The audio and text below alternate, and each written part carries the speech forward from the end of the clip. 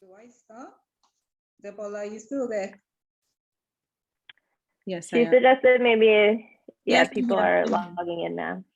Yeah, so the numbers are just coming in now. Oh, okay.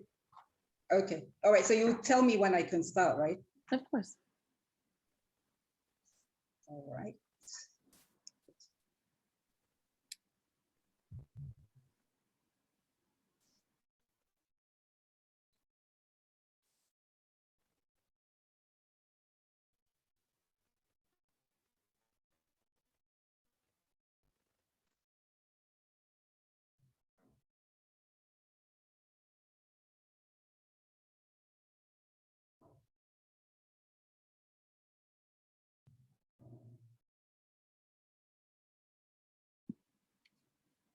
All right.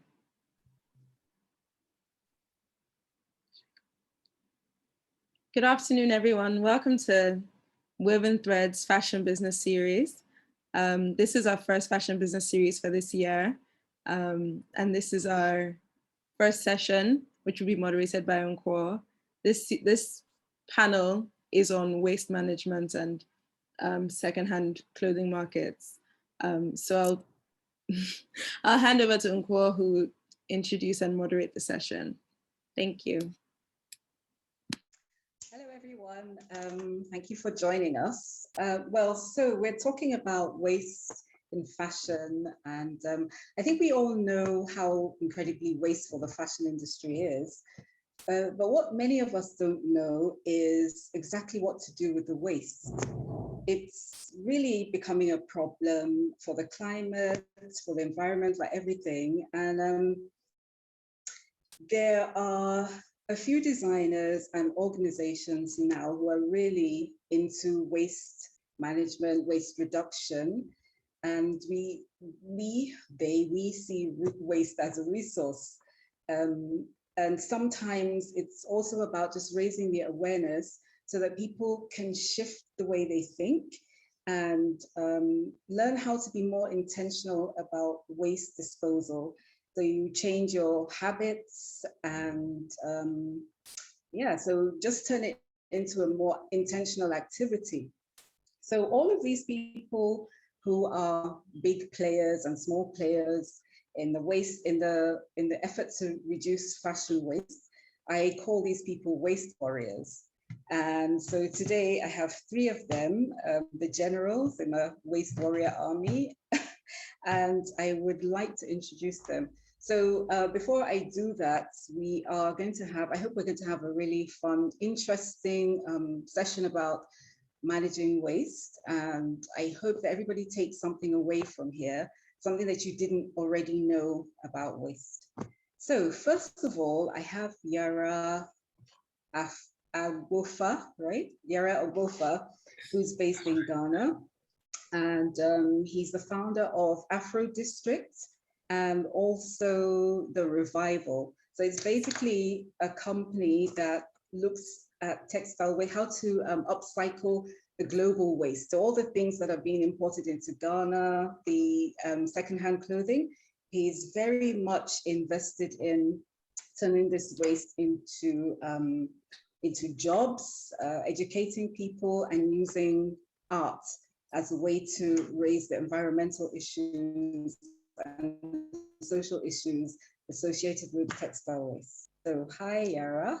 And next we have Liz Ricketts. And Liz is the co-founder of is it OR or is it just OR Foundation? Or foundation, like choice or Is alternative. The OR Foundation. All right, okay. All right. Okay, so here again, she's also fashion and waste that we have in fashion. She's based in between Ghana and the US.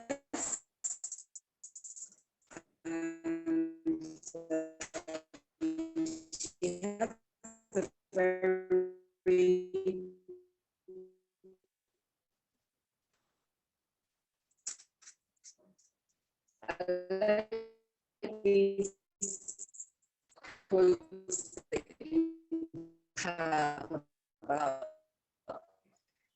too much of this not being enough of that. And we'll talk more so people can understand where that's coming from. And thirdly, we have Adejoke Lasisi, who is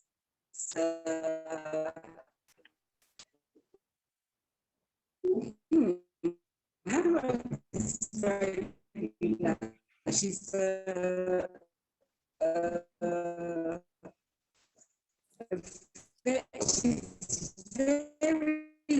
very interesting because she's weaving textile and plastic waste and turning it into new objects. And I think that's brilliant because it's pretty much what I do as well. And I just, I hope I've introduced Lighthouse, your particular, what made you switch all the way to.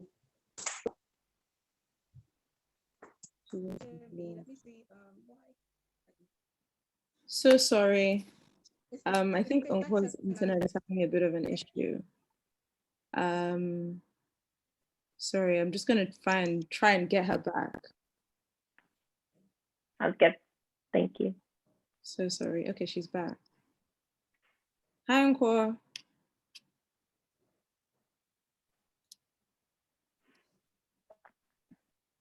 Hello?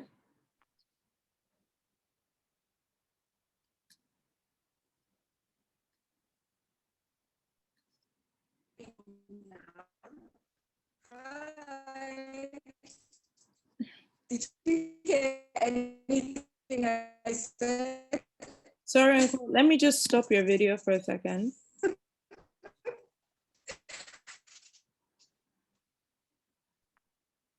Hello? Hello. Can you hear me? No, sorry, it's breaking very badly.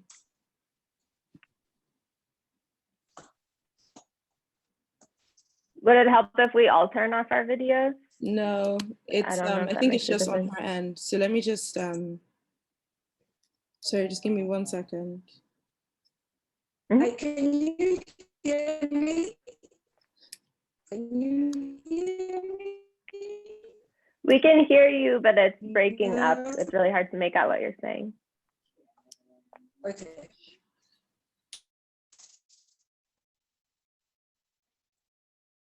Can you hear me now? We can hear you. Sorry, just give me 1 second. Can you hear me now? Cool.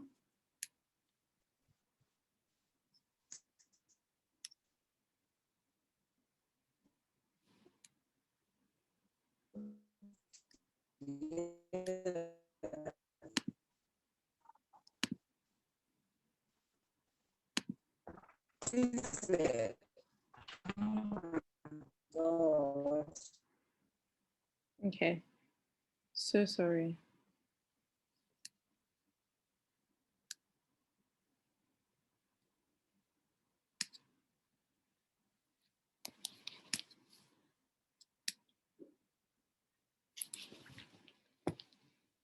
All right. So sorry. So what I'm going to do is I'll sort of try and take over the session for now, and then, you know, when Nkwo can rejoin, she'll rejoin. I'm so sorry, but the internet in Nigeria is so problematic. I'm not surprised, but then I wish I was. So I mean, I think what she sort of wanted, everyone to sort of introduce themselves. So I mean, Liz, could you sort of introduce, what you do, how you started, how you got involved in Ghana, and then we'll move along. Sure. Yeah, thank you. So my name is Liz Ricketts. I'm the co-founder of the OR Foundation, which is a nonprofit that's based both in the United States and Ghana. And we've been working between the two countries since 2009. We've had a lot of different programs. We're focused basically on environmental justice, education, and what we call fashion development. And for the last 5 years, we've been focused on looking at the secondhand clothing trade, the compounded impacts of that, and again, sort of advocating on both the Ghana side and in the global north for changes to that system.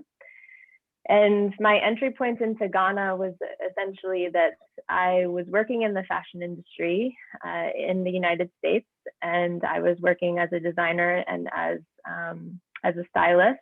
And I saw the waste that existed on that side of the business. And for me, it was really interesting because working as a stylist, I would see these, very beautiful, very elaborate, very expensive garments going out on shoots and being ruined after one use, basically, because, the example I always give is like Mariah Carey being put in a cake and it like ruins the dress. And so I started upcycling these things. And again, that really showed me the waste that existed in the industry. And at the same time that I was working in the industry was when all of fashion was basically shifting to a fast fashion model. We went from 2 seasons a year to 5 seasons a year. And I saw the impact that had on not only the physical waste, but also the mental health of people working in the industry. And there was an increase in sort of substance abuse and suicide within my friend circles. And that really woke me up to what was going on. And so essentially, I started volunteering my services to anyone who was trying to improve the fashion industry. And one of those companies was a fair trade fashion company that was based in Ghana and in the United States. And so I first went to Ghana to upcycle clothing. So I was taking clothing from Consumanto as well as clothing from the United States and upcycling it with a local designer in Accra. And that was over 10 years ago. And so it's a long story about how I got from there to here, but I'll leave it there. Thank you. That's fantastic. Yayra, do you want to sort of tell us how you started? Myself. Hi everyone. It's great to be here. And so my name is Yayra Agbofah. I founder of the Revival and also Afro District. So my journey started in an unconventional way. I started Afro District because I was tired of how the narrative of Africa is being told, or the narrative of a young Ghanaian is being told. So I started using visuals, words to retell our stories, and also through fashion. So just trying on different stuff. And I realized that in that process, I realized I was influencing other people. So Afro grew to become a collective where a lot of people related to what I was doing. One typical example is that I loved fashion because I was influenced by my older siblings, but I couldn't be part of trend. I couldn't live up to trends because it was expensive. But then I later realized that I can be fashionable without trend. So I started taking clothes from my older siblings and portraying them, just adding bits and bobs to it, and then wearing them, taking photos, putting up on Instagram, on social media. And this kept influencing people. People kept vibing to what I was doing. And also professionally, it's also a creative consultancy that does creative direction and creates concepts, art direction, and the likes to various brands. So in that process of I'm also a stylist. So in that process of doing this stuff for artists, for ad agencies, I realized that, and I source a lot from Kathmandu, because that's where you get the creme de la creme of stuff, like vintage. My styling is like vintage stuff. So I always go there for treasure hunt. And anytime, I go there, I realize that there's so much waste. Actually, the good stuff that I want are the ones I find on the floor, literally. So I was like, it was an interesting discovery, but the downside of it was that these trash kept increasing every day. I step on clothes on the floor anytime I go to Kathmandu, and I go back the next week, these clothes have increased and there's so much mess. So out of frustration, I decided to start, asking more questions about it, asking myself questions that, what can I do with my profession? What can I do with what I do now to be able to do something about it? So literally just toned down all the corporate work I was doing just to focus on finding a solution to it. And relatively how this journey started was just remaking these clothes, redesigning them, because when you see these waste things on the floor, it's just minor damages that you have on them, which can just be stitched, which can just be dyed, or just basic things can be done to it to bring it back to life. So that's when the revival started. We started to now intercept the waste from these people in the market that at the end of the day would throw away because these clothes were not sold. People don't buy them, and realize that a lot of these things are non-functional items, which are like leather jackets, winter outfits and stuff. Ghana is always hot. Africa is always hot. So why do we, what's winter jackets doing here and stuff? And nobody would use them. So I put up a team of young creative entrepreneurs, and together we came up with various ways of upcycling these things, turning leather jackets into bags, into backpacks and stuff, just doing stuff. And in that process, we decided that we realized that this is not only for us. In as much as we saw a lot of people liking the whole idea, liking what we do, we realized that no, this is a thing bigger than us. We need to make everybody a part of it, because it's a collective effort. If you are into fashion, if you wear clothes, you're into fashion, and you're also part of the problem. So we started educating people, both the consumers and also the sellers in the market. We do workshops where we involve people into one space, and then we take them through our process of upcycling. They do it with. So at the end of the day, you come, pick the waste, creatively think of what you want to do. Tailors are there to piece it together. We are there to brainstorm with you on what you can do. So at the end of the day, you leave. A customer comes, leaves with something that he or she has created with waste from Kathmandu. Some of them also bring their waste from home, that they think clothes that they think, oh, I don't know what to do with this. And then we show them, and also do educational events like talks and stuff, where we invite other experts in the industry to talk about it, and also creating documentaries and stuff, things, tools or research materials that can educate people about this. So it's been an amazing journey, and the feedback has been great and very encouraging. Mm-hmm. And well, it's been tough, but I mean, the positive feedback that we get are the ones that keep us going. So yeah, and hopefully, and also we're using the waste material to impact our economy. One typical example is what we're upcycling denim into farming uniforms, protective gear for farmers here in Ghana, and we're doing other interesting projects that we're doing to impact various industries in our economy. Yeah, so I'll go into detail during the conversations. I think that's fantastic, and I love to see how you've sort of moved around and you sort of worked in different aspects and found different solutions. And I love that you called going to Kathmandu treasure hunting. I quite like that. Adejoke, we'll talk to you now. I know that, I mean, I know you, we've spoken to you before, and we thought that, you know, your experience and what you're doing is so incredible, especially, you know, I live in Lagos and we know about plastic waste. I go to the beach all the time. It upsets me so much. So can you sort of like tell us a little bit about, you know, how you started and what you do?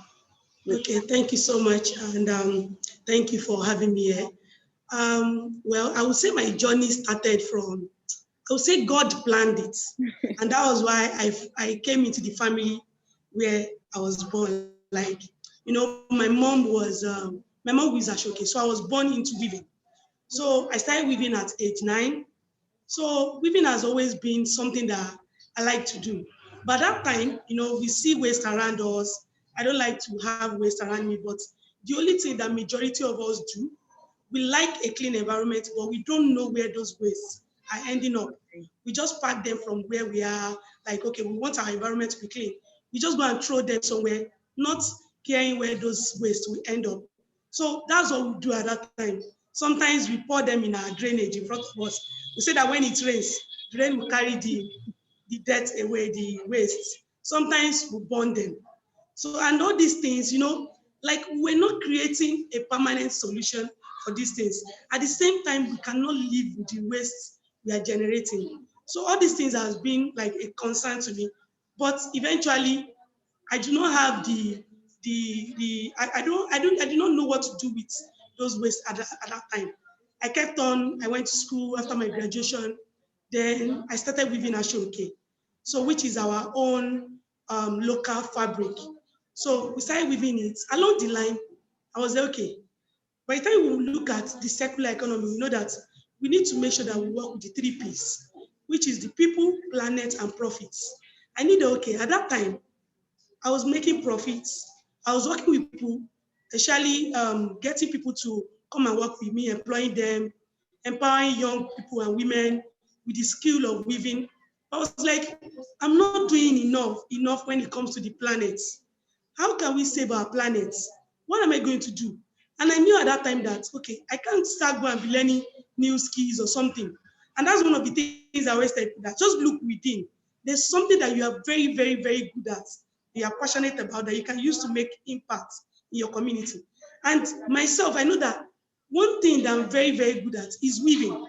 So I was like, okay, how can I use these weaving skills? How can I use it to make impact on our planet, in our environment?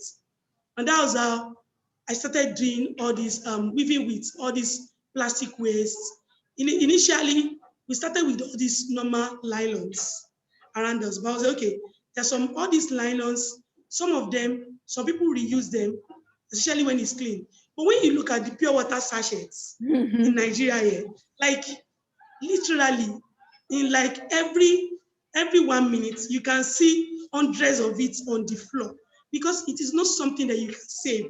When you drink from a PET plastic, you can still keep the remaining water in your bag. But for pure water sachets, trust me, you cannot keep the remaining water inside it. Even if you don't finish the water, you either just throw it away, you are just tired of. So you can't keep it for long. It doesn't have, it's just the most single-use plastic that people literally like discarding in every seconds. So that is one thing that we now focus more on the sachets. Then we realize that so many people too, they don't know what to do with their waste, their clothes, like Mr. Yayra from Ghana is doing. So we collect all those clothes, t-shirts, jeans, everything. We convert them into rug. So whereby people can use them for a floor mat, people can use them for praying mats, for yoga mats. So all these things, you know, initially we're like, are people going to accept this? We did it. But when we start putting it on social media, honestly, there's power with this social media, with the way that it goes, the way that our work has inspired a lot of people to now want to be keeping their waste, segregating their waste, that they don't want to pack everything and go and be throwing it away because of the things that they see that we make with them. They are now inspired, like, okay, they know that, okay, they cannot do this work. They don't want to learn it, but they want to be keeping this waste for us. They want to be sending it to us at no cost. Like, they don't even collect money. They are happy that they are donating these things to us. You know, we're happy like with the impact that we've been able to make. And we're not just collecting this waste. We make sure that we convert them into a product that we have a longer shelf life, so that people can use it over time because of the durability. And now it creates employment opportunity, and we now engage in training as well. We train people, we partner with foundations so that they can, these things, because we know that this thing that we are doing, we can't do it alone. We can't clean all the waste in Nigeria. We can't clean all the waste in Africa ourselves. So we need to engage more people to be educated about these skills so that they too, in different communities where they are, so that this vision of us in achieving a sustainable world without textile and plastic waste can be achieved, we can achieve it in no time. Thank you. I mean, I think that that's so inspiring. And I also love the fact that, you're pioneering, somewhat of a recycle culture in Nigeria. I know that growing up, we didn't really have a recycling culture. I mean, I have a recycling culture, but I know that like my neighbors don't really recycle. So I think that it's amazing that, with that and with people being more aware of what can be done with their plastics and their pure water sachets, I think it's fantastic that you're doing that. I mean, I'm going to try again and speak to Nkwo because she does some really inspiring work. I mean, I work in the same industry as her, and she's, I would say, she's a pillar of hope in terms of what Nigerian designers could do. Nkwo?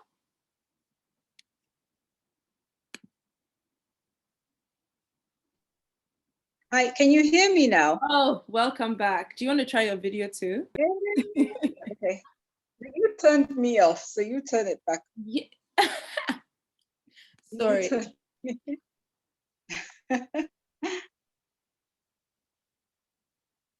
Am I back? Oh, you're back. Welcome. Can you hear me? Hey. You want to? Yes. Be back. I think the best thing to do would be you introduce yourself and then you take your session back. All right. Okay. Yeah? So I am sure. But thank you. I heard, I mean, it was really, they're all so inspiring. It's so nice that we have more people who are coming into this sphere because it's terribly, terribly important. So, okay. So I am Nkwo. My brand is Nkwo. My name is Nkwo, and I'm really what would I call myself? I'm interested in using waste as a resource, and not just to make things, but to perpetuate our weaving culture, our handicraft skills that are all being lost. So if we can use waste as a resource to work with, like the weavers, like Adejoke does, it keeps that tradition going. And it's very important that we keep our traditional craft skills because, I mean, they build communities, it works, it helps our economy, and most importantly, it keeps the waste out of landfill because we really are in having there's a big problem coming our way, which a lot of people can't see. Adejoke said it too, that people just throw away their things and they don't know where it goes, as long as it's not near them.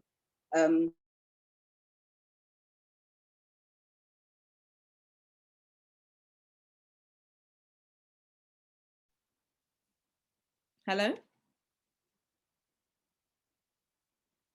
Oh gosh, not again. For us to, yeah, I think so. It's very important for us to be very intentional about our waste disposal activities. So that's sort of it in a nutshell. Fantastic. All right, you want to take over your session again? Because I know you had so many questions. I know you had so many questions and you had big plans. Yeah, so hopefully my internet's stable. I usually always have this issue, I don't know, but fingers crossed. So thank you. Okay, all right. So I'm going to put this question or put this to Adejoke. So, you started out as an Ashoke weaver, right? Yes. So that means were you taking orders? This Ashoke culture that we have in Nigeria is huge. So were you taking orders for weddings and things like that? And if you were, what do you think? Okay, sorry, let me take this again. So you're taking orders, right? So, you know, when people take their ashoke, they go and sew it. And it's sewn, there are lots of offcuts and things all over the place. So imagine how many weddings we have every Saturday and convert that into the amount of waste that comes out from all the items of clothing that are being made. So could you think of a solution? Like, what could we do so that we don't have so much waste from all these weddings and things? Do you think we need a reorientation so we don't have such an ostentatious culture of, you know, showing off and things? You think we need to pare it down? And how do you think we could do that? If they put it down, what are we going to be eating? Let them be eating everything.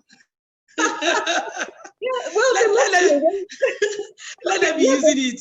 We just need to create solution, like you said, find a way to, yes. So what solution, what would you come up with?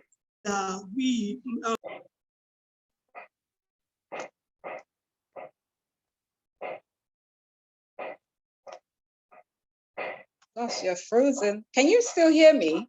Or have I gone again? We can hear you. You can hear me. Okay. Adejoke seems to have disappeared. She seems to have disappeared. Please, okay. To sew this clothes for us. Hello? Oh, you're back. Hello. Okay. Hello, you're back. Yeah, I can hear you now. Okay. Okay, so let me start again then. So for the people that our own ashoke is usually white, so we don't create this ashoke in strips that you need to join it and be cutting away from it. No, our own is usually white. So once you collect it, you just go and tie the gele straight. You don't need to do any other thing.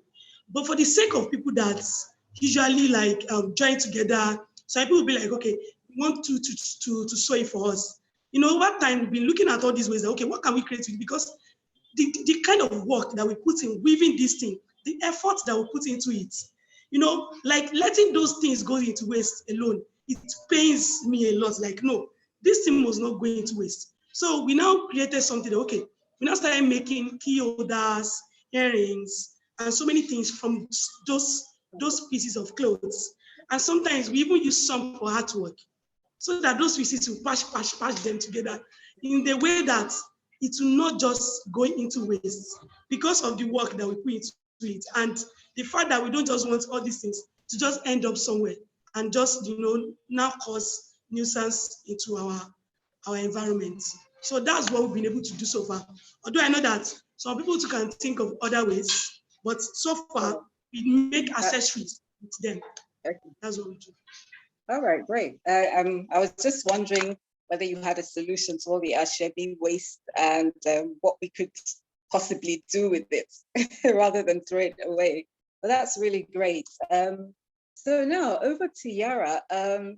You collect, you work with upcycling, so you go to secondhand markets and you repair and you transform clothing. I'm sure you actually teach people as well how to take better care of their clothes. So what I was wondering is, how do you think we can turn this into a culture so that it's not, people don't look at it like, oh, secondhand clothes, you don't want to touch it. How do we turn this into a culture to make it normal to go to thrift stores and pick up things and transform them? What do you think? Yeah, I think it's interesting you mentioned use as a culture, because what we mostly our tagline is the upcycle culture, literally. So that's what we're trying to create to make that happen. And I think it boils down to the mentality first of all. I think information we have about fashion or how we practice fashion has been wrong. It hasn't been right. That is why there's waste in there. And I think our understanding of waste is something that should be made clear to everybody, that to be able to call, I would specify to fashion, to be able to say this is waste, what should we look out for? How should it look like? And I think the consumer base does not have a clear understanding of what waste really means when it comes to fashion. So one of our approaches is to realigning the concept of fashion, redefining the concept of fashion, and then letting people understand that the fact that there's a stain in a shirt doesn't mean it's waste. The fact that it's torn or there's a small, bullet hole somewhere. I use bullet hole because just to make a bullet hole somewhere doesn't mean it should be thrown away, because first of all, we're trying to make people understand the start of clothing, which is how it's produced. There's so much resource that goes into producing clothing, and for that matter, it shouldn't be thrown away easily. Just considering what goes into it, and what you spend getting it, and then also thinking about where it's going to end when you throw it away. And that's something that is missing, that a lot of people don't know the end of the clothes when they throw it into the trash bin, because there hasn't been a lot of information for how they hasn't been made readily available to our to consumers and realistically on the ground. So we are initiating strategies that will put people on the ground and let them know, let them understand, and show them that this is X and this is Y. This thing that is or this shirt that is torn, this is what you can actually do with it to keep it. And it's not only wearing it, upcycling to wear, but you can use it for various things. You can use it for items that you can use with wall hangings, literally carpets, and fellow Adejoke said can be used for different things, weave them into stuff. So I think yes, it's more about educating people, letting people understand what waste really is, and also the repercussions of throwing things away, and showing them, letting them see. And I think with that, it will convert our mentality and will always make people think twice before thinking of even disposing of stuff. Okay, so that's great. So who do you think is more interested, or who is more able to understand this culture? Do you find that it's the younger people, or is it the older people, or does it just run across the board? I'm actually quite curious.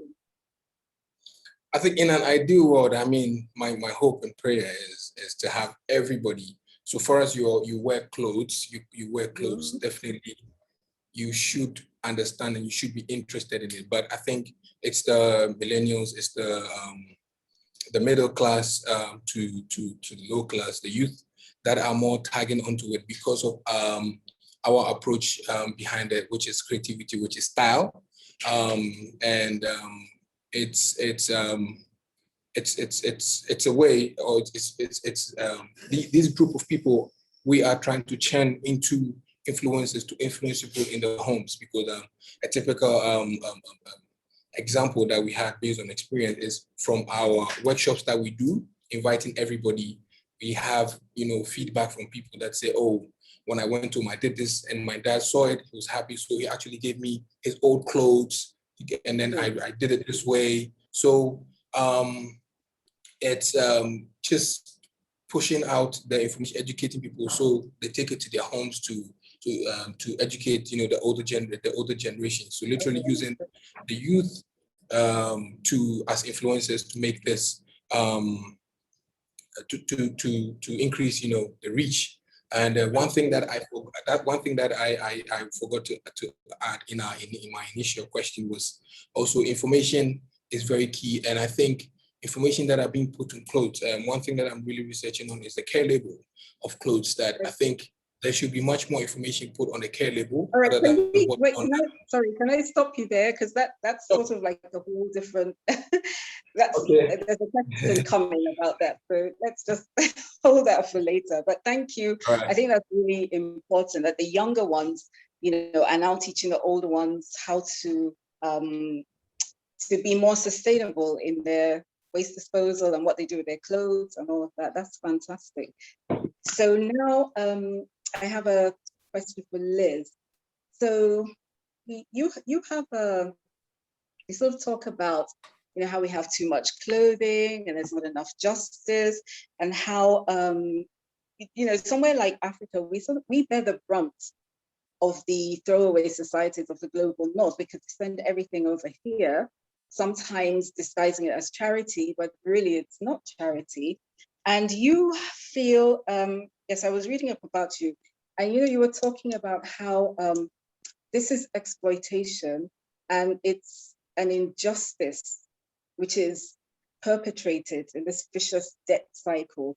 A lot of people haven't really, I've never heard of that side of waste and of upcycled clothing, secondhand clothing. So could you tell us a bit about how exactly is it an injustice and how does it perpetrate this debt cycle?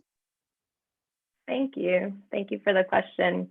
I mean, I think, so when I think about waste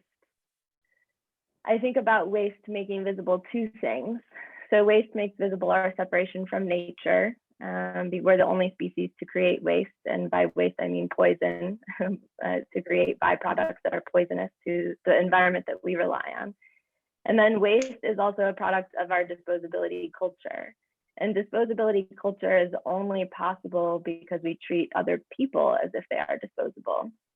And I think the reason that we have too much clothing is because we have these big fashion businesses that run on an extractive, consolidated model, where the only way for them to make profit is to extract as much value from the communities that they work with. So from the garment workers, from the environments that they pull resources from. And so it begins there, right? And I think with the secondhand clothing trade, with what's happening is that in the global north, it's also, we extract all of the higher value things, right? So when people donate clothing in the United States or Europe, basically 10 to 20% of it is sold locally. And that's going to be the things that are more the designer items or that haven't been worn as much. And then the rest of it gets sort of cascaded down the sorting process. And so basically when things get exported to markets like Consumanto, it's considered the lowest grade product, which in and of itself is indicative of unjust power dynamics. Because not only is it the lowest quality product, but then folks in Consumanto are paying for it. So you have folks in the United States who are donating it. They think that it's being given out for free. But then in Consumanto, you have all of these retailers going into debt to buy this clothing. So in our research, we found that actually less than 20% of retailers make a profit off of their last bale. And a lot of them are taking out loans, right, to buy this clothing. And I think, so the reason I bring up both sides, right, is that you have the same brands that are basically indebted to garment workers who are stealing their wages, who are creating a situation where they're starving.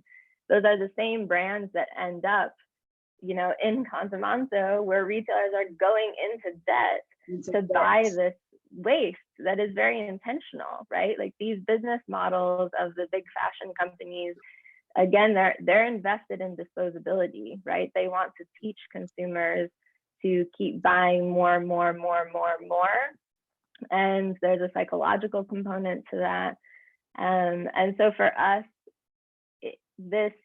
the secondhand clothing trade and the waste crisis is all about these power dynamics. And there's so much conversation happening in the global north around circularity, but it's always only talked about in terms of material flow. So it's only ever talked about, how do we reduce, reuse, recycle? How do we, cascade the materials? But what we're trying to ask and put to these companies, put to the power that be, is that, what about the circulation of capital? What about redistributing money, right? These brands in the global north are collecting these clothes, these items back, and again, continuing to extract more value from them. And none of that value is being redistributed throughout the value chain. And it's just wrong. And for us, the other side of it too is that you look at Consumanto. Consumanto is the best model of a circular economy that we have in the world, from my opinion, but I also feel that it is, right? They recirculate more garments than any retail environment anywhere in the world. They recirculate 25 million garments a month. And that's through the upcycling culture, right? And so the fact that you have companies in the global north who are receiving literally millions, billions of dollars of investment to do the same thing that Consumanto is doing, but to do not as good of a job. They're recirculating very little clothing compared to Consumanto. And then you have Consumanto going into debt. Again, it makes no sense, right? If the fashion industry actually cares about impact, they would be investing in Consumanto. That's where the money would go. They would be supporting people there because they're doing the best job and because they have perfected the model that we need to learn from around the world.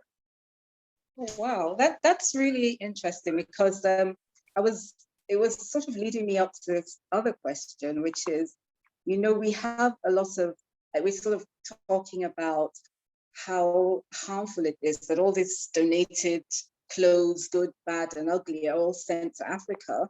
But if we stop, some countries, I think Kenya, there are a couple of countries in East Africa that are trying to ban it, or they've banned it. But if you ban it, there's so much business that comes to the locals through these clothes that it would cause, it would just have a knock-on effect, and it would cause something else.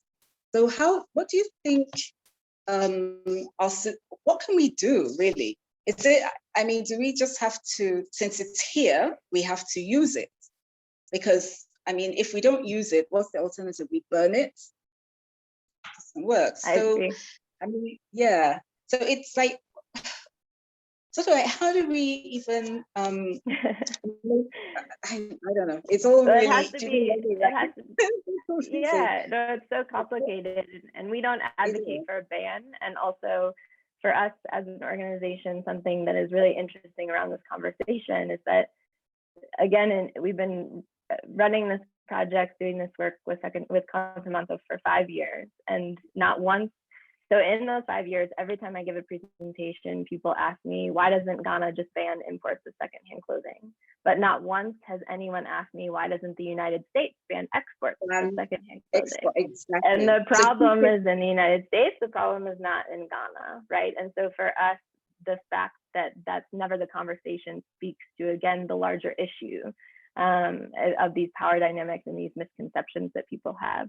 So for us, we advocate for a decrease in the amount coming in, an increase in accountability and transparency, because the secondhand clothing trade is a supply chain, but it is not talked about like in that way, even within the sustainable fashion community, right?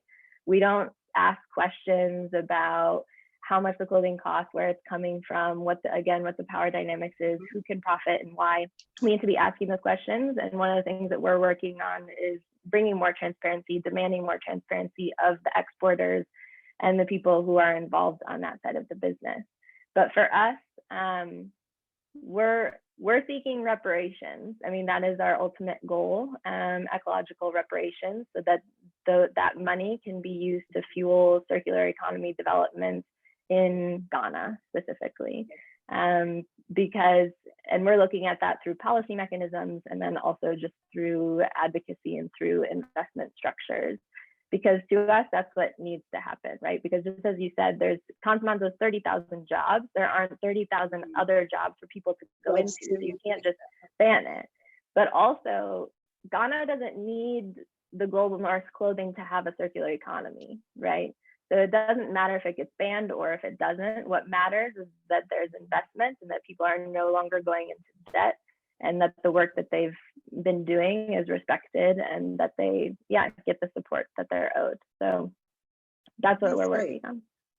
Right. So I think really it's about, I think the big brands, the big fashion, they need to be more responsible for their waste. The waste they create, they need to find, instead of just having this easy solution of dumping it all in Africa, they need to, they need to be responsible for their waste.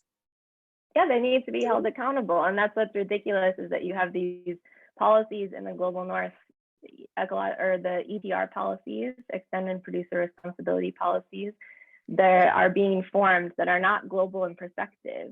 So we're starting to tax companies for the waste management, but all of that money is staying in the global north while the clothing is still coming to the continent of Africa. So if the clothing is coming, the money should come with it. Okay, and that's how we ultimately build the sustainability, because if people in Contamanto are no longer in debt, they can better advocate for themselves, they can better create policies that they want to see, right? But if people are in debt, they don't have that power to do that. But that's great. I think also, like, what I believe in is the fact that these things are here already and they have spoiled our local crafts, fabric, textile craft industries. For me, it's about using this waste to preserve our textile crafts. And so it's here, and sometimes we can spend a whole lot of time trying to advocate about against it and find, or ban it or burn it. But all that time that we're wasting, we can actually use to find a way to make this waste profitable for us and stop waiting for other governments. And we know they're not going to do anything, so we just have to do it ourselves. I think that's one thing that we need to do. So now I'm going to open this question to everyone.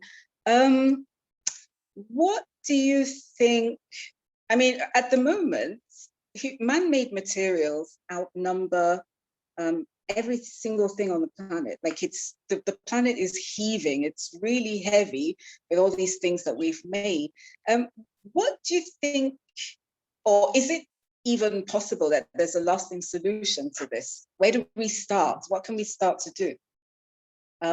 So I'm opening this out. Joke, what do you think about that? Hello? Is she there? Hello. Yeah, hi. Did you hear what I said? I didn't get the question very well, please. Oh, okay. So basically, man-made, we have made so much stuff that we don't know what to do with it. The earth can't absorb it. And right now, everything that we've made outweighs the planet. The planet is really sinking under the weight of all this waste. So do you think, what do you think could be a lasting solution? Or do you think maybe it's too late for us now? Oh, well, no, it's not. It's not too late. At least we know that there's a problem right now, and one thing that we need to do first is the mindset. We need to change people's mindsets to let people understand that before we think about new things, we should think about how to reuse the old ones. So, like, so many people just want to buy new things all the time. Even when they still have something that they can still make use of, that they can still like manage it or wear it again, they would rather just like, some people just feel like, I don't just want to wear old things. What will people say? Like, but when our mindset, when everybody knows that, okay, there's no big deal in this thing, like, you can still reuse what you have, you can still wear it again. Or all these things that we've created, like, but honestly, even when you say that you want to advocate to people, you want to tell people about this, I believe that some organizations will still want to like produce this thing in bulk and much because of their own profits and everything. And honestly, I'm not sure if government can work out on a policy that, okay, in a month, you should only produce so amounts, or collect the ones that you've already created from your customers, collect it back and find a way to create them into new things. Probably if there can be a policy like this, it's going to help a lot. But honestly, for now, if continue to keep producing and producing new things. I don't know. It's just mindset that I think, just the mindset. Yeah, I think so. But I think also, like I say, I don't wait for the government to do anything, because if you wait, you'll never get anything done. So I think what you said is great. And I think that, people like us need to find a way to tell the tailors, the manufacturers, to find a way to get people to limit how many things they make a month. It would be difficult because everyone now is talking about profit, but I think it's a brilliant way to go. Brilliant. So next, Yayra, what do you think?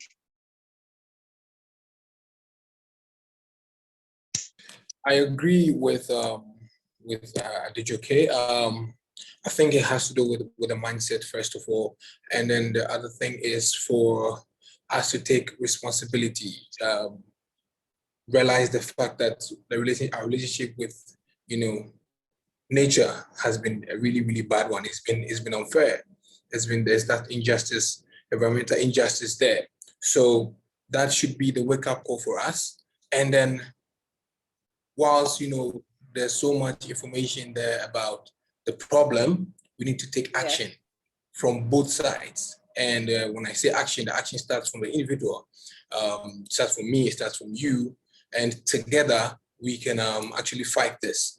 I also don't wait for the government to fix things, because it will never happen, literally.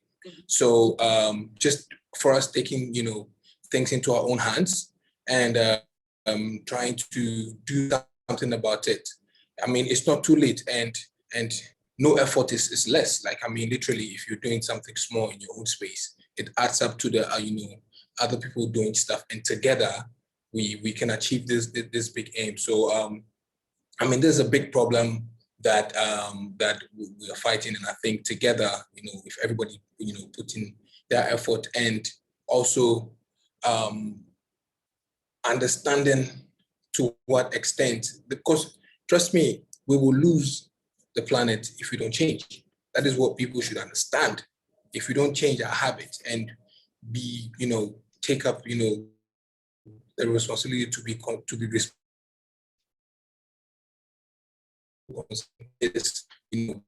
to embed that into our mentee, I think we will all play our role in making this, this planet or fostering a better relationship with nature. Absolutely. Great. That's really interesting. Yeah, we are on the verge of losing the planet if we don't do anything. Something really drastic has to happen. Liz, what do you think? How drastic can we be? What can we do?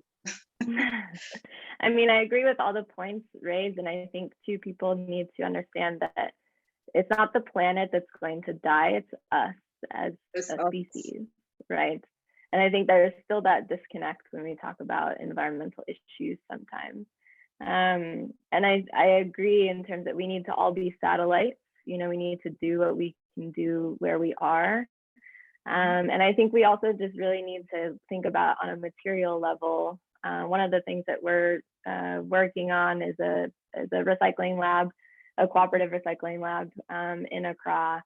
And that will be about separating basically the biological nutrients from the technical ones. So taking out all the petroleum-based textiles and trying to put them into more durable objects that are inert, that aren't going to abrade in the environment. And I think really trying to educate around that and try to get back to a cleaner stream of materials will also help, because right now, again, what's so difficult with upcycling and recycling is that there's, again, so many poisons within these materials. So it's so complicated when you think about trying to make something new from something that actually shouldn't exist in the first place, right?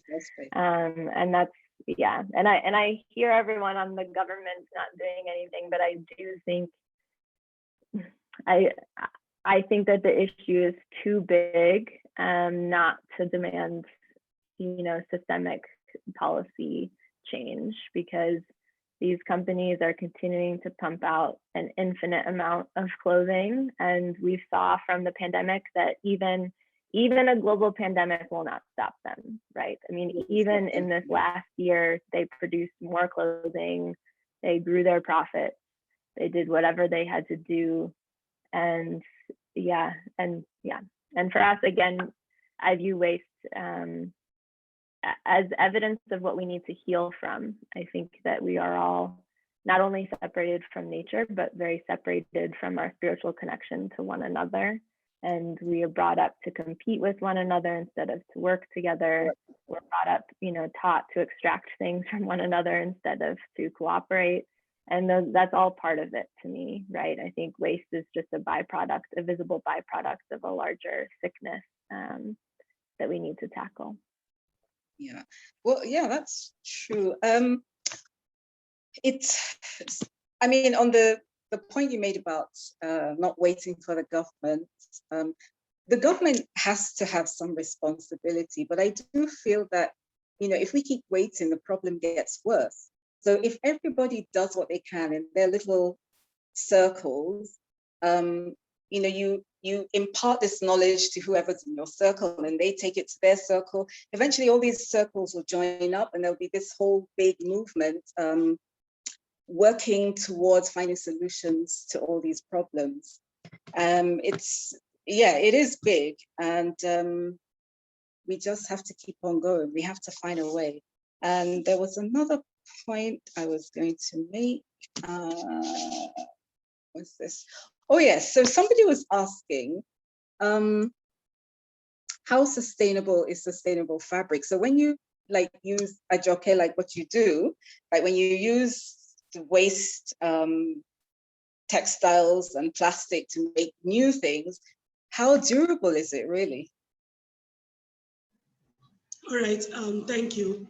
Well, with the look of things, if you look at this waste and the nylons, like they find they are something that they don't even like, they are not biodegradable like most of all these nylons. So like after some years, when you still remove them from the floor, you see that some of them are still like the way you put them there. And most of all these things, like when we do them, we test it ourselves to use it and see how strong and durable it can be, so that it doesn't end up again easily, like for instance, going through all those stress and probably after 1 month, the product again ends up on the landfill or ends up in that ocean. Like, so it's not the impact that we're trying to make, like, okay, let us find a solution that will last long, or like the ones that will just like on every seconds drop this thing. So those are the things that we look at, that before producing those things, and we make sure, okay, when we test that these things are strong and durable, not something that can be easily discarded. Okay, great. Because I mean, what we do is we are weaving things and we always wash them first, see what happens. Sometimes they stay, they maintain their integrity, and sometimes they don't. So then it would be like more experimentation to find out a way to make these things actually last. So we have, let me see, I think we've got a few questions here. So what somebody's asking, what can we do? Because some designers don't want to use locally made fabrics. So what do you think we can do? They don't want to use the Adejoke, the hand.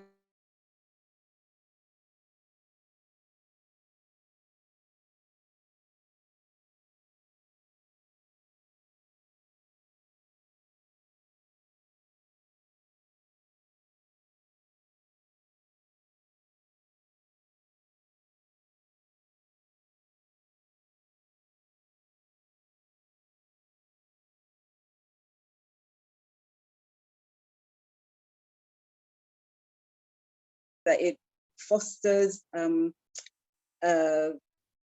it fosters the handmaker economy. What do you think about that?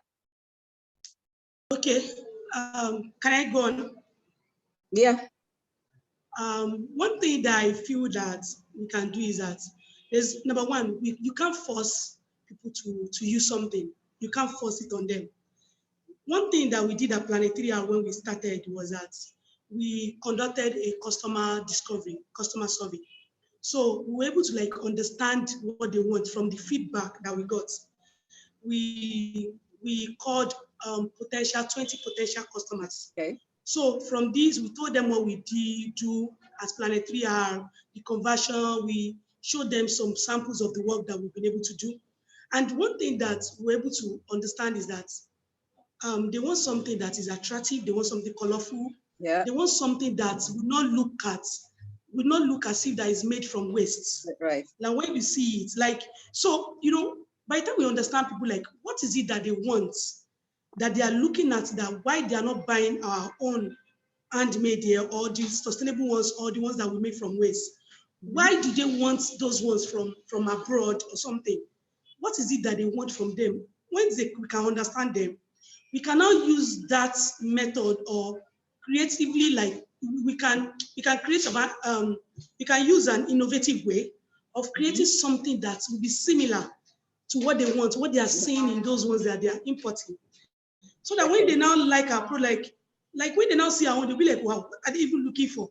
This is what they want. Like, it's as if you are reading their mind, because we've been able to like ask them a few questions and we understand what they want. A majority of us, we don't really carry our survey. And I feel it's very important for us to develop products that people will really relate to, because it is about them. It's not about us. It's not about what I like, but it's about what they like. So if we do products because they like it and they don't like it, they will end up going for those ones that we don't want, the products that we don't want to be ending, we don't want them to be ending up on the land. Right, I get that.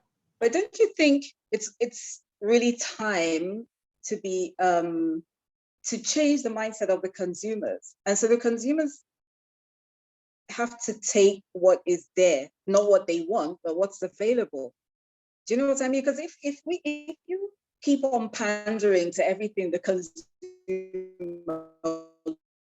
wants, then we're going to keep making. Don't you think so? Let me throw that question out to Liz. What do you think about that? Do you think it's about giving the consumer what we have? You know, like when you're young, you eat what's at the table. If you don't want it, then you go hungry. So do you think that's what we need to do? We need to train the consumers. Train the consumers, and I think also folks in the fashion industry to view waste as our only resource. And I think once you do that, it no longer becomes a chore, but it becomes fascinating and it becomes about innovation, right? And I also think what's really exciting about what is possible with turning waste into new textiles, someone else was asking about how to make them affordable. Yeah. And again, with sort of what we're trying to look at is how do you take the waste from Camposanto and turn it into new textiles that could compete with what's arriving, you know, internationally.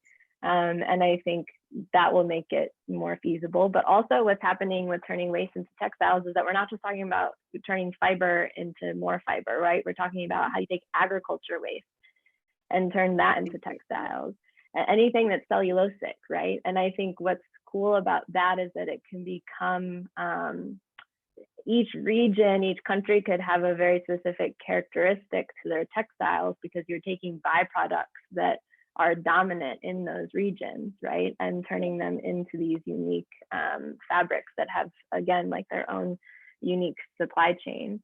So yeah, I think absolutely it's about changing the way people think about waste. And I love your idea of taxing people if they're using petroleum-based textiles, because I do think we need to get to that point.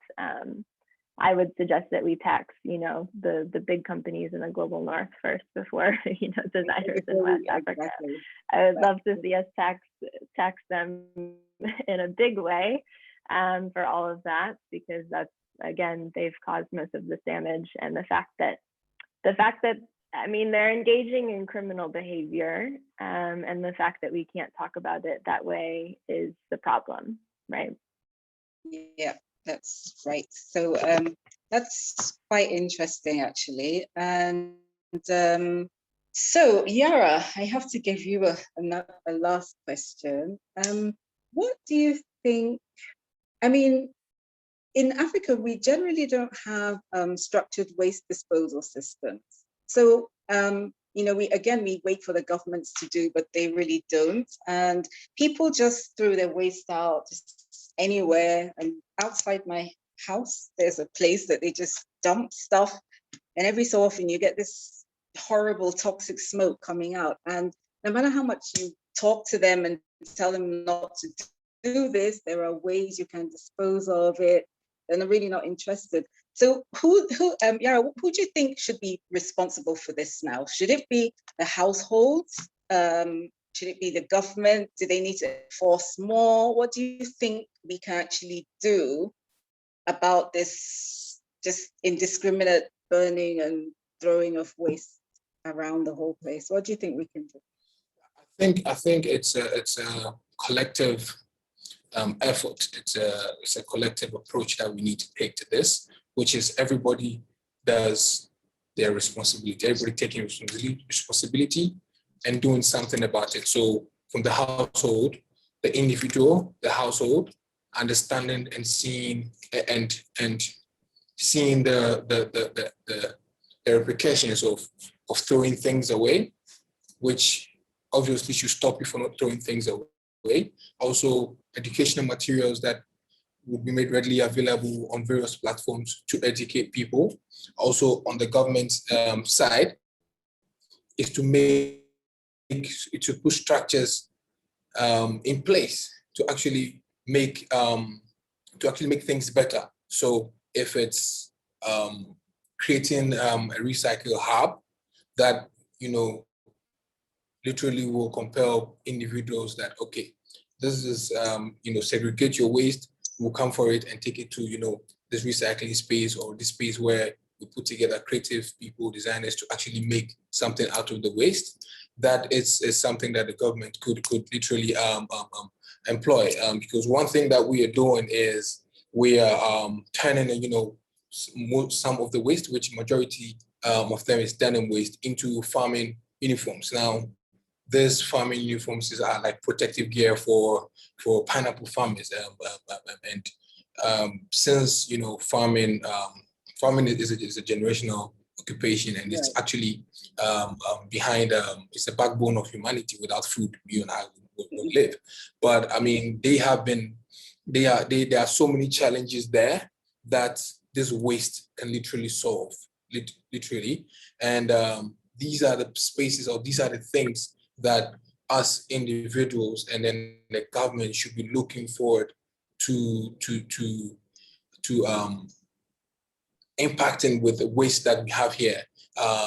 Also with us and as the individuals, we need to also sensitize ourselves. We need to also pay attention to the details. When I say details, I mean because we all see, like in Accra, always our beaches are beaches in Accra most of the time is dirty. You always see clothes on the beach, and this should be a wake-up call for individuals that I am part of this. If you don't throw things in the trash, it won't end up here. Landfills are filled up with clothes, and there's one landfill in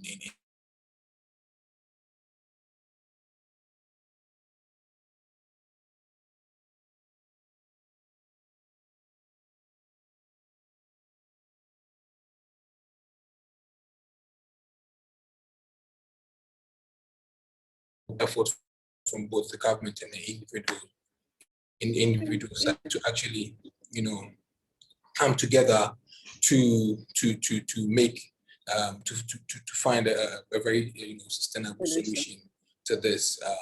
Yes, exactly. Just government also backing such initiatives that are trying to help curb the situation would be a good thing. But I mean, earlier on, speaking about government, reliance on government would actually delay your process. I think just to tag onto what I think Liz said was, if we all do it, automatically the government will be forced to do something about it. Exactly. So it's a collaborative thing. It's a collective effort that we should all take. Okay, so that was really great. And so I mean, I hope everybody, the audience listening, got something, is taking something away from here. It's that we need to, basically, there needs to be a shift in the mindset, what we do with waste, how we work together to eradicate it, how we turn waste into things that we can use. And so I would just like to ask all of you on panel, if there was one last thing you would like to say and who you would like to say it to. So let's start with you, Yayra. What would you say?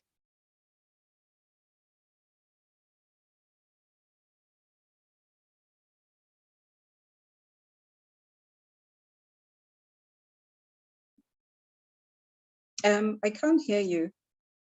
Can't hear you. You need Sorry, to I had to unmute yeah, myself. you need to unmute your mic here. Yeah. So, but you got the question. Can you hear me now? Yes, I can. I can hear you now. Yes, I got the question. So, Okay. yeah, so one thing I would say is it is our responsibility to make this world a better place.